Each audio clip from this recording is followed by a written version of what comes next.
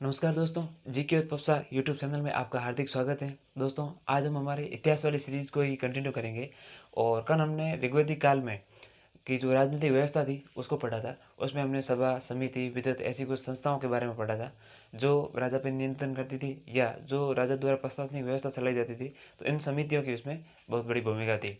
और इसी क्रम में हम आगे बढ़ेंगे आज ऋग्वैदिक काल का सामाजिक जीवन। तो हमारी हेडिंग हो जाएगी यहाँ पे सामाजिक जीवन। सामाजिक जीवन से तात्पर्य है वहाँ का समाज किस प्रकार का था। तो सबसे पहले समाज था वो पितृसत्तात्मक था। जबकि हमने सिंधु घाटी सभ्यता में पढ़ा था कि मातृसत्तात्मक समाज था। मातृ देवी की मरण मूर्ति मिली थी और मातृ सत्तात्मक समाज था, जबकि यहाँ पितृसत्तात्मक समाज है। और इसके साथ ही हम सामाजिक जीवन में कुछ और चीज़ें पढ़ेंगे कि संयुक्त परिवार प्रथा थी। संयुक्त परिवार प्रथा कह सकते हैं। और यह पितृसत्तात्मक प्रणाली, सामाजिक प्रणाली।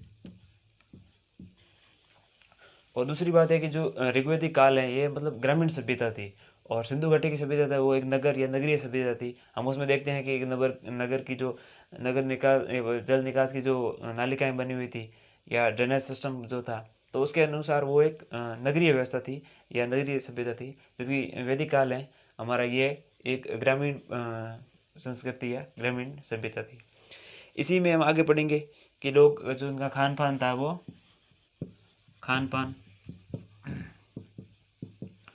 वो मतलब सादा खान पान था। मांसाहार वगैरह नहीं खाते, शाकाहारी लोग ही थे। तो वो सादा खान पान हम कह सकते हैं, सादा खान पान। और वो फल फ्रूट वगैरह ये ज़्यादा खाते थे, हम कह सकते हैं फल। या फिर यहाँ पे रख सकते हैं हम शहद मीठे के लिए वो शहद खाते थे।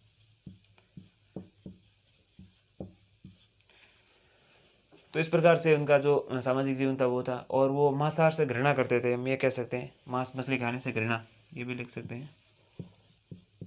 जो मांस मछली थे से घृणा करते थे, मांस नहीं खाते थे, मांस मछली से घृणा करते थे। इस प्रकार का कुछ सामाजिक जो जीवन था। उसके बाद इसमें कुछ उनका जो पेय पदार्थ था वो सबसे प्रिय पेय पदार्थ वो था सोमरस। इसको अमृत के समान मानते थे। और इसका जो उल्लेख है वो ऋग्वेद के 9वें मंडल में इसका उल्लेख देख सकते हैं हम। किसका? सोमरस का। ऋग्वेद के 9वें मंडल में इसका उल्लेख हुआ है। और इसको अमृत के समान माना जाता था, ये कह सकते हैं। ये जो सोमरस इसका प्रमुख पेय पदार्थ था और इसको अमृत के समान मानते थे। और इसके आगे ये कुछ और चीज़ें हैं, उसको हम देख लेते हैं। जैसे ये इनका जो ऋग्वैदिक काल का जो सामाजिक जीवन में, इसमें अब ये गाय को यानी गऊ को वो माता के समान समझते थे और गाय का वध नहीं किया जाता था। अवध्य या फिर अधन्य थी गाय। तो गाय को हम कह सकते हैं अधन्य कहते थे। गाय को अधन्य यानी कि न मारने योग्य, या इसको और भी एक शब्द में और या इसका पर्याय हो जाएगा अवध्य।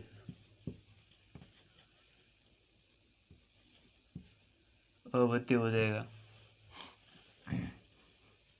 अवध्य यानी कि गाय का वध नहीं किया जाता है, जिसका वध नहीं किया जा सकता है।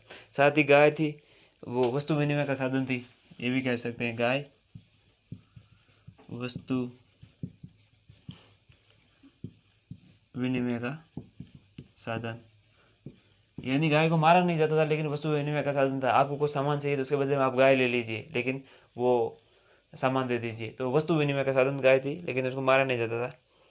और इसके प्रकार आगे हम देखेंगे सतपथ ब्राह्मण में गाय को अवध्य कहा गया। अब जैसे गाय को अगर अदन्या कहा जाए या अवध्य कहा जाए तो हम यह लिख सकते हैं शतपथ ब्राह्मण में,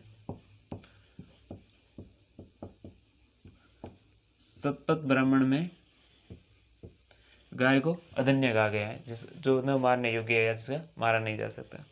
फिर आती है स्त्रियों की जो स्थिति थी ऋग्वेद काल में, स्त्रियों की स्थिति देख लेते थे।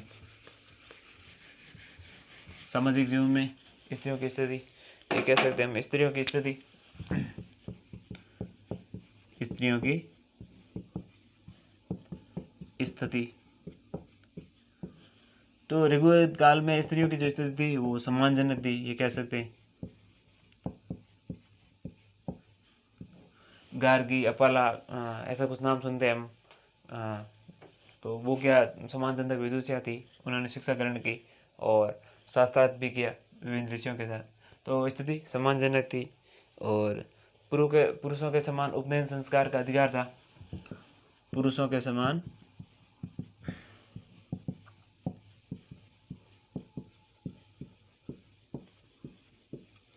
उपनयन संस्कार का अधिकार। अब बात आती है उपनयन संस्कार क्या था।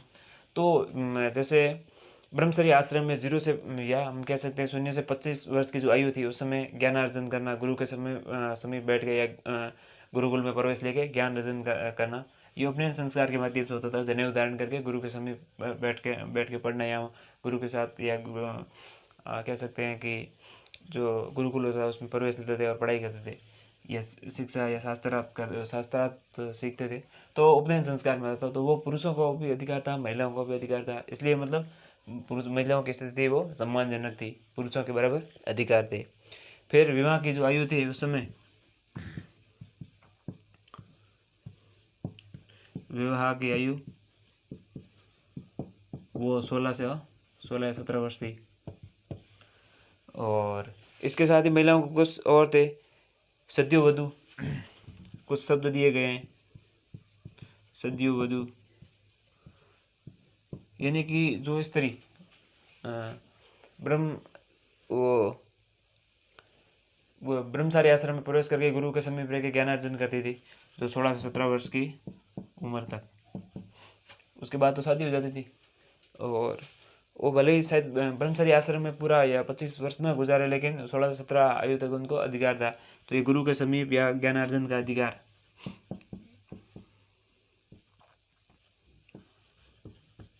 ज्ञानार्जन, गुरु के समीप रहकर गुरु के समीप ज्ञानार्जन का अधिकार था उनको, क्योंकि 16-17 साल की तक शादी हो जाती थी, शादी की उम्र थी, उससे पहले वो गुरु के समीप रहकर ज्ञानार्जन कर सकती थी आश्रम में। और उसके बाद आती है, बाद में वो गृहस्थ आश्रम में प्रवेश कर लेती थी, तो ये कह सकते हैं। इसके बाद जो गृहस्थ आश्रम था उसमें प्रवेश कर लेती थी। ऐसा नहीं था कि 16-17 के बाद उनको गृह आश्रम में प्रवेश करना जरूरी था। हो सकता है वो आगे अगर गुरु के समान ब्रह्मचारिणी रह के गुरु के पास रह के ज्ञानार्जन करे और आगे अपना सन्यासी जीवन व्यतीत करे, तो वो भी उनके पास एक अधिकार था कि वो ब्रह्मचर्य आश्रम में प्रवेश करे ही नहीं, शादी करे ही नहीं और अपना जो जीवन है पूरा इसी में ही सौंप दे। तो वो भी उनके पास ऑप्शन था। और सामान्य महिलाओं के पास जो अधिकार था वो था कि वो 16 से 17 वर्ष तक गुरु के समीप ज्ञानार्जन करे और उसके बाद वो शायद तो ब्रह्मचर्य आश्रम में प्रवेश कर लेती थी, गृहस्थ आश्रम में प्रवेश कर लेती थी, तो वो भी उसको अधिकार था। और जैसे कुछ ब्रह्मचरणी जैसे कह सकते हैं, और जो ब्रह्मचारिणी थी वो आजीवन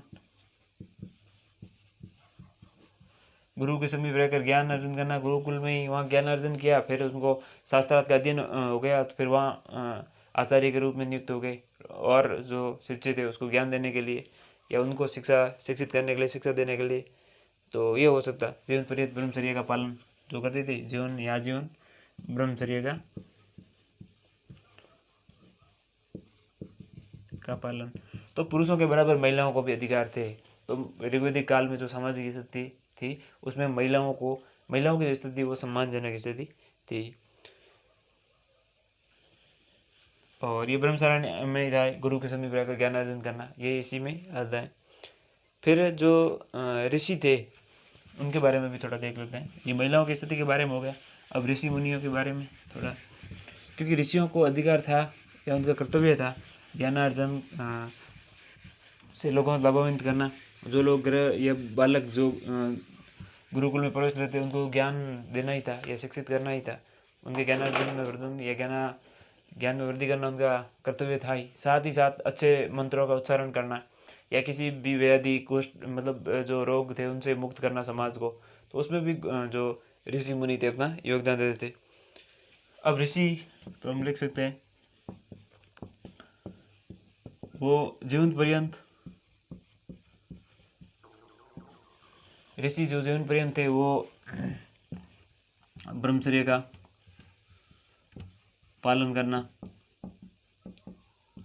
और ज्ञान अर्जन करना, गुरुकुल में रहकर खुद ज्ञान ग्रहण अर्जित करना पहले और फिर दूसरों को या नए जो बालक थे उनको सिखाना, ये भी हो सकता था पालन या ज्ञान अर्जन, ये अधिकार थे। फिर उनको शास्त्रार्थ करने का अधिकार था, वैदिक मंत्रों की रचना। अब इसमें और कार्य लिख सकते हैं हम, वैदिक मंत्रों की रचना करना,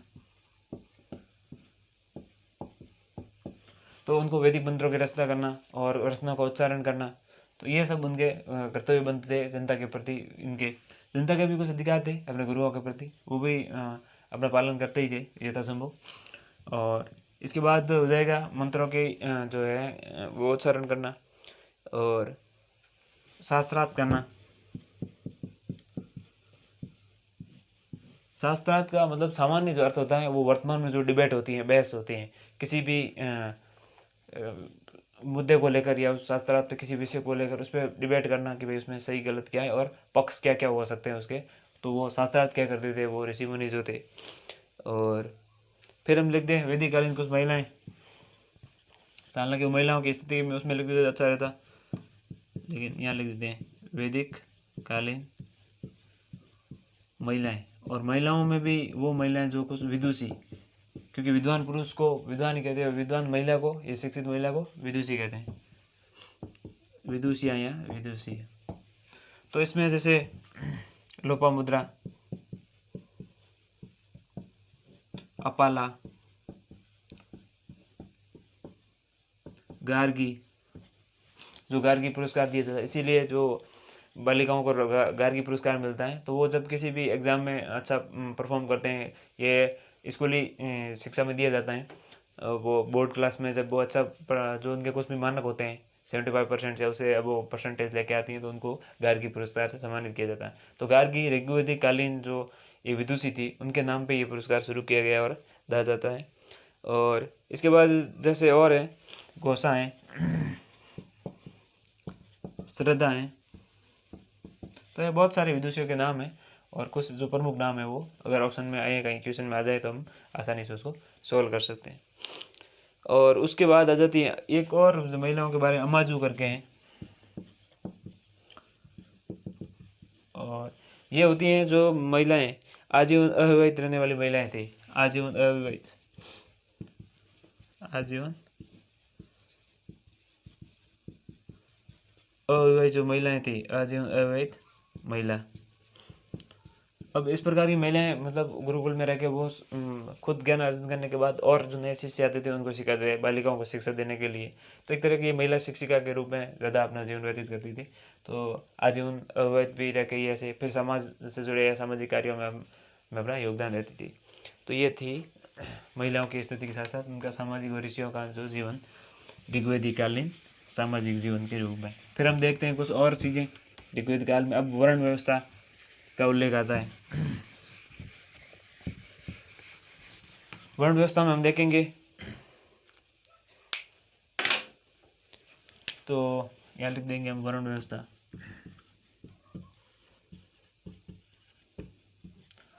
और वर्ण व्यवस्था का जो उल्लेख है वो ऋग्वेद के 10वें मंडल में है, ऋग्वेद के 10वें मंडल में, और 10वें मंडल के भी पुरुष सूक्त में, पुरुष सूक्त में। और इसमें कहा गया है कि जो ये वर्ण व्यवस्था है वो एक विराट पुरुष के चार शरीर के विभिन्न अंगों से उत्पन्न हुई है। जैसे मुख से ब्राह्मण है, बाहों से भुजाओं से क्षत्रिय हैं, फिर जंघाओं से वैश्य हैं, और फिर पैरों से वो शूद्रों की इसमें वो कल्पना की गई और बताया गया है। तो हम इसमें और देख देते हैं कि जैसे वर्ण व्यवस्था ये कर्म आधारित थी, ऋग्वेद काल में जो थी वो कर्म आधारित थी, और ये 4 प्रकार की थी, 4 प्रकार के वर्ण होते थे। तो हम यहाँ लिख देंगे वर्ण, और यहाँ लिख देंगे उत्पत्ति किससे हुई, और तीसरा उसका लिख देंगे, यहाँ लिख देंगे कार्य। तो हम ये कह सकते हैं पहला हमारा जो वर्ण है वो ब्राह्मण। ब्राह्मण की उत्पत्ति वो कहते हैं ना, मतलब ऋग्वेद के 10वें मंडल में विराट पुरुष की संकल्पना या कल्पना की गई, और उसके शरीर के विभिन्न अंगों से वर्णों की जो उत्पत्ति मानी गई। तो ये हो जाएगी जो इनकी उत्पत्ति है वो सिर से हो जाएगी, या फिर सॉरी मुख से। तो ब्राह्मण या फिर ब्राह्मण की उत्पत्ति वो मुख से हुई है, और इसका कार्य था जो कर्मकांड करना, पुरोहितों के जो कार्य होते थे सामान्य थे, यज्ञ हवन इत्यादि हम ये कह सकते हैं, यज्ञ हवन आदि कार्य थे। फिर दूसरा हमारा आता क्षत्रिय, और इनकी भुजाओं से इनकी उत्पत्ति मानी जाती है, विराट पुरुष की भुजाओं से इनकी उत्पत्ति। इनका काम था प्रशासन और रक्षा, प्रशासन, शासन प्रशासन या फिर रक्षा करना, बाकी समाज के जो पूरे समाज की जो रक्षा है इनको करनी थी। फिर तीसरा हमारा आता है वैश्य, और वैश्य का काम, इनकी जो जंघा से इनकी उत्पत्ति हुई है, काम था वाणिज्य व्यापार, वाणिज्य एवं व्यापार, समाज में विभिन्न वस्तुओं की आपूर्ति करना, और उसके बदले में वो अपना जो भी एक भुगतान या जो भी वो मूल्य जो बताते थे वो करना था उनको, या वस्तु इनमें का साधन था।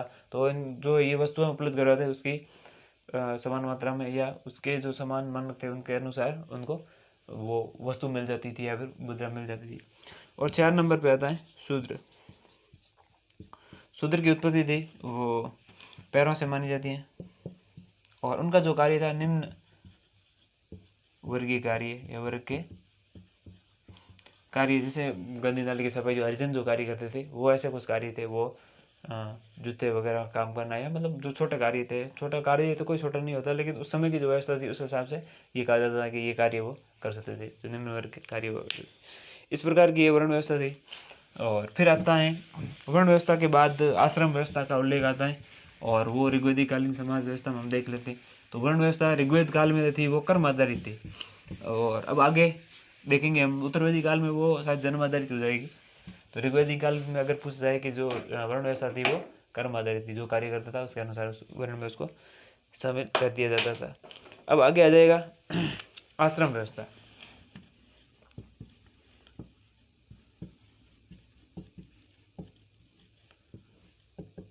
आश्रम व्यवस्था के मतलब इसमें एक व्यक्ति की उम्र को 4 भागों में बांट दिया गया है, और या फिर 100 साल के 4 भागों में उसको विभाजित कर दिया गया है। हम ये कह सकते हैं संपूर्ण मानव जीवन को, संपूर्ण मानव जीवन को 100 वर्ष के 4 भागों में विभाजित कर दिया गया। अब 100 भागों के 4 इसमें विभाजित कर दिया गया, और इनको 4 आश्रमों के रूप में इनकी संकल्पना की गई। तो पहला हो जाएगा ब्रह्मचर्य आश्रम, और इसकी जो गणना है वो 0 से 25 वर्ष तक मानी जाती है। अब ये ब्रह्मचर्य आश्रम में जो शुरू कब होता है, तो उपनयन संस्कार से तो ये शुरू होता है। उपनयन संस्कार से प्रारंभ। सूखे हम पहले पढ़ सकते हैं। सूखे उपनयन संस्कार मतलब गुरु के समीप जाके ज्ञान अर्जन करना, या गुरुकुल में प्रवेश लेना, 0 से 25 वर्ष की आयु तक ज्ञान अर्जन करना।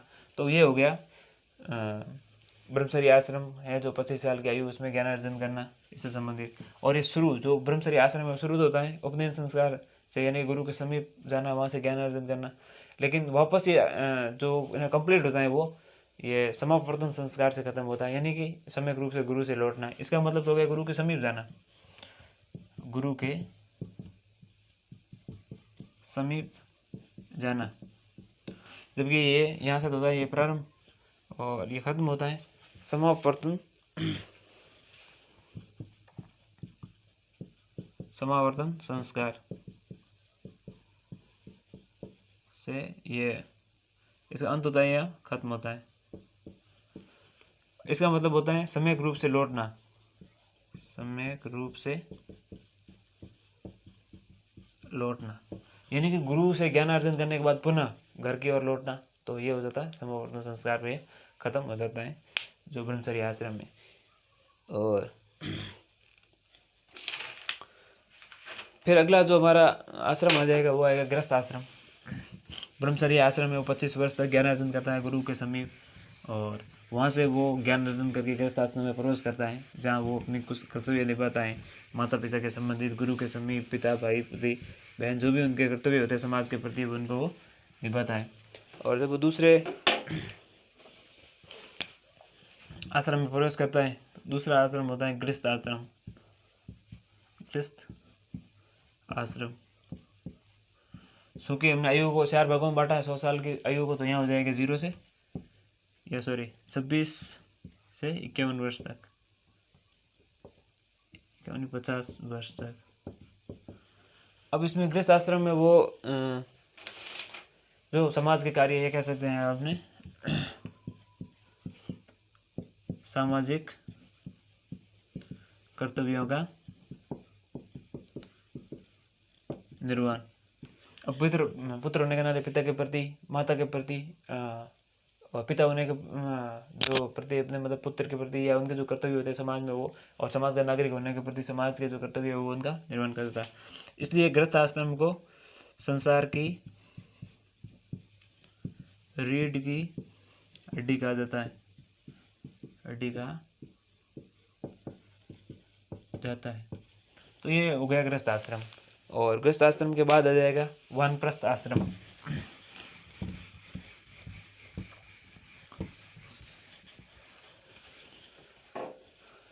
तीसरा हमारा आश्रम हो जाएगा वानप्रस्थ आश्रम। इसकी जो आयु है वो अपने आप 51 से 75 वर्ष हो जाएगी। अब इस समय वो अपने सामाजिक कर्तव्य पूरे कर चुका होता है। अब वो वन में गमन करेगा और वहाँ जाके अपने ज्ञान जो सीखा है उसका प्रचार करेगा, उसकी जानकारी औरों तक पहुँचाएगा और खुद एकांत में बैठकर मोक्ष की प्राप्ति की ओर तपस्या करेगा, या मोक्ष की प्राप्त करने के जो साधन है उसको या किसी ध्यान साधना में और लग जाएगा। तो ये वन को गमन करता है, ये है वानप्रस्थ आश्रम में वन को गमन। उसके बाद ये मानव के संपूर्ण समाज में, यानी कि मानव का पूर्ण समाज के प्रति अपने कर्तव्यों का निर्वहन करता है, जिसमें ये पूरे समाज के प्रतिनिधित्व के रूप में खुद को मोक्ष की प्राप्ति की ओर लेके जाएगा, और समाज के में जो उसने भले कार्य किए या कुछ कार्य किए उसको ईश्वर के प्रति समर्पित करते हुए वो संपूर्ण रूप से ईश्वर की में लीन होने की कोशिश करेगा। साथ ही यहाँ पे वन में आरण्य ग्रंथों की रचना हुई, आरण्यक ग्रंथों की रचना। जब बात आती है कि आरण्य ग्रंथों को वनों में लिखा गया है या फिर वनों में क्यों लिखा गया, तो इस प्रकार के जब व्यक्ति वानप्रस्थ आश्रम में प्रवेश करता था तो वहाँ बैठ के वो आरण्य ग्रंथों की रचना करता था, जिससे वो समाज को आगे और ज्ञान अर्जित कर सके या ज्ञान की ओर जाए। और इसके बाद जो हमारा सोता है ये फिर हम कह सकते हैं 4 नंबर पे जो आश्रम आता है वो आता है संन्यास आश्रम। और संन्यास आश्रम में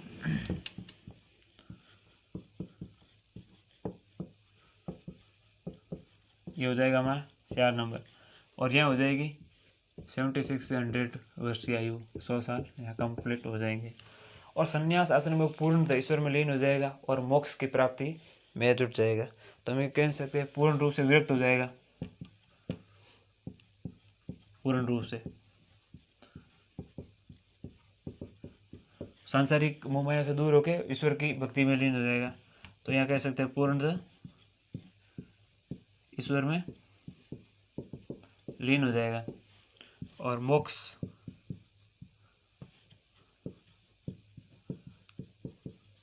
प्राप्ति की और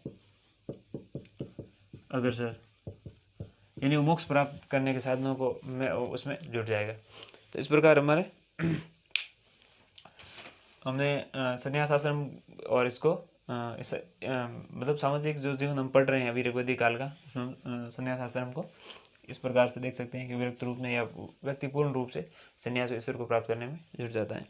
फिर हम इसमें थोड़ा और पढ़ लेते हैं, धार्मिक जीवन के बारे में भी लगे हाथ इसमें ही। तो धार्मिक जीवन कुछ इस प्रकार का था कि वो ईश्वर के प्रति तो विश्वास रखते ही थे। यहाँ डाल देंगे हम धार्मिक जीवन, धार्मिक जीवन यानी कि ऋग्वेदिक कालीन धार्मिक जीवन पढ़ रहे हैं हम, बाकी और कोई नई हेडिंग नहीं है। और इसमें यह था कि वो एकेश्वरवादी थे, एक ईश्वर को मानते थे।